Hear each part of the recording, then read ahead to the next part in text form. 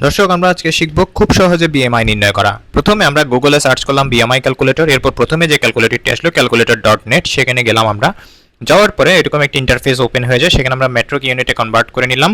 অর্থাৎ আমি ওজন দিব হচ্ছে, প্রথমে আমার বয়স লিখব, এর পরবর্তীতে আমার উচ্চতা সেন্টিমিটারে লিখব এবং তার পরবর্তীতে আমার ওজনটি কেজিতে দিব। দর্শক, আমরা সকলেই জানি বিএমআই হলো আমরা কতটুকু আমাদের উচ্চতা অনুযায়ী আমাদের আদর্শ ওজন হওয়া উচিত, সেটি আমরা বিএমআই এর মাধ্যমে বুঝে থাকি।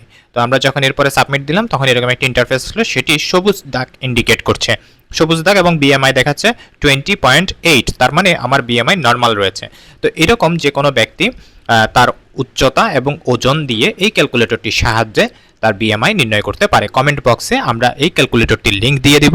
বিএমআই আপনার একটি শারীরিক সুস্থতা এবং ফিটনেসের একটি নির্দেশক। দর্শক, আপনাদেরকে অসংখ্য ধন্যবাদ আমাদের ভিডিও দেখার জন্য। এখান থেকে আপনারা এই ওয়েবসাইট থেকে বিএমআই সম্পর্কে তার বিস্তারিত জানতে পারবেন।